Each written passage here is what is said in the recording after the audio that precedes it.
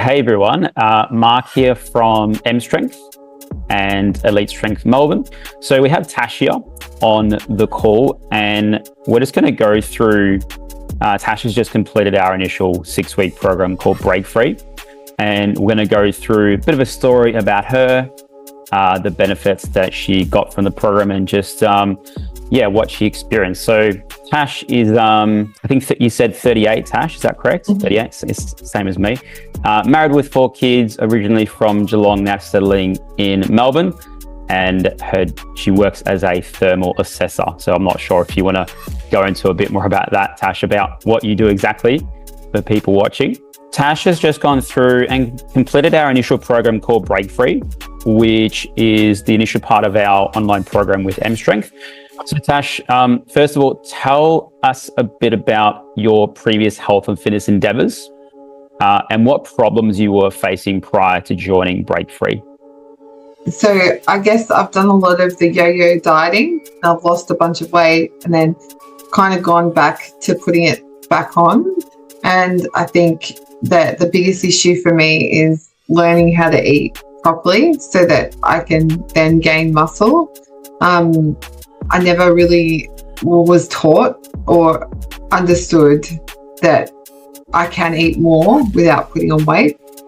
And what were you doing prior to the program? Like just say, like even prior to joining our gym and doing our programs, like what were you doing before that with training and with your nutrition?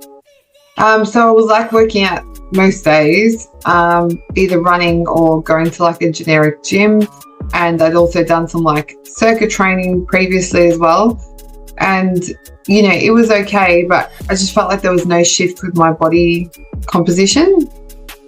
Yeah. And since doing this initial program, Break Free, what are the main benefits that you've noticed since completing that program or in going through that program? Probably the food, what I'm eating. Like I've been eating heaps more and not realizing that I can eat a lot and eat what I want and not put on weight at the same time. And I'd never learned about the macros stuff. So that was all new for me. I think I just always counted calories, and understanding macros kind of helped direct me to eat more as well. Yeah, it's a bit of a shift usually. I find for females, they're usually quite under protein. Do you find that you were eating not enough protein during the day? Yeah, because on that MyFitnessPal app, I found that I was like trying to eat so much more protein to get to my daily quota.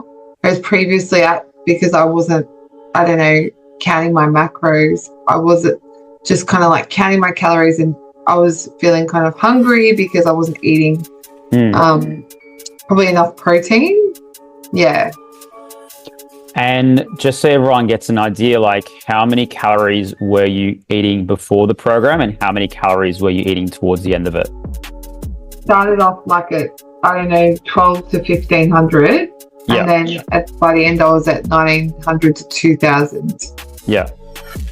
And how did you feel on 2,000 compared to 12? And what was happening with your weight on 2 compared to 12? Not much was happening with my weight. Like it was just stabilized.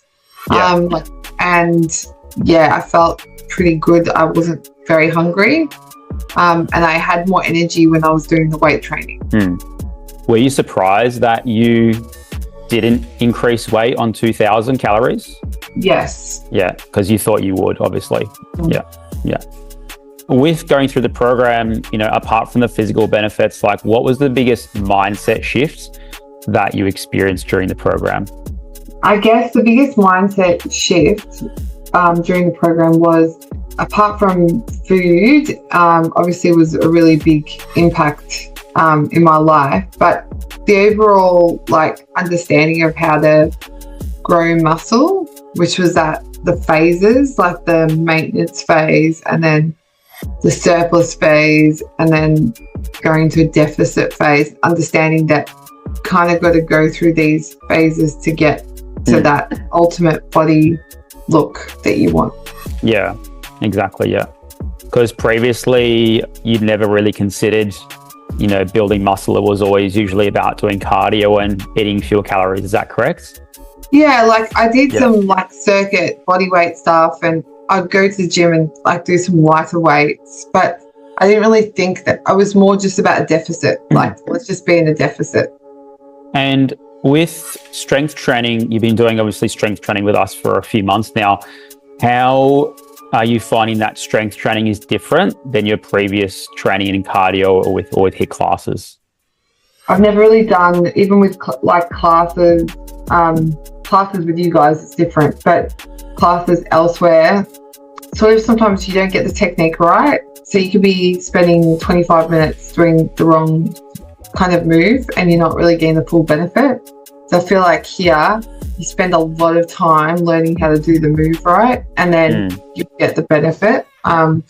That's probably one of the biggest things that I've found, and I'm almost always like a little bit sore after working out, which is a good thing, like DOM sore. Yeah because obviously, you know, coming into strength training, I guess, did it surprise you that was really how strength training should be, that it should be, say, like a set and then a rest and then a set and then a rest, as opposed to cardio and HIIT training, which is all continuous? Yeah, because I was always like, if you're not sweating at the gym, then you're not working hard enough.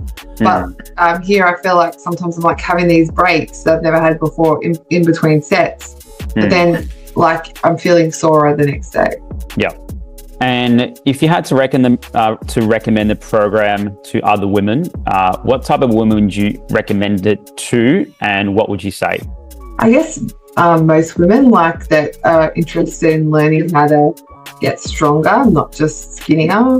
And I'd say, like, if you want to learn about your macros, if you want to learn how to the process, the best process, and how to actually weight lift properly without injuring yourself, that this would be a great program.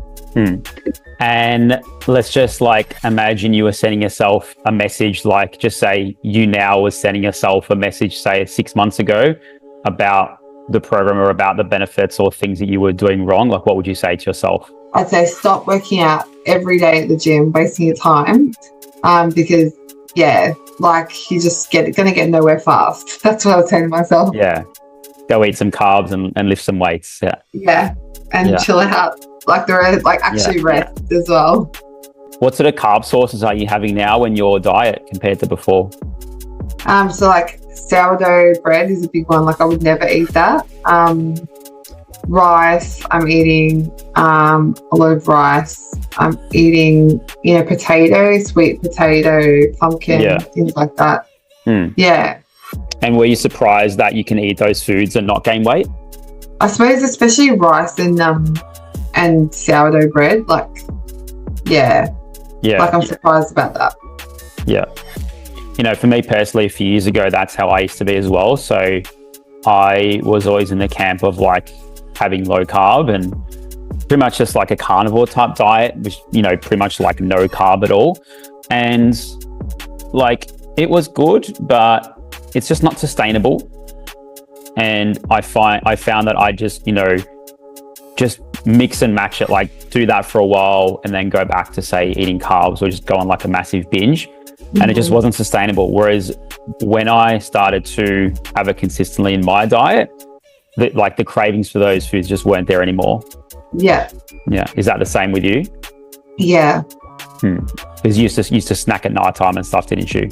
Yeah, definitely. Yeah. Bit of chocolate and stuff like that. Yeah. Bit of chocolate. Yeah. Get the chocolate out. Yeah. It's definitely decreased now. Yeah.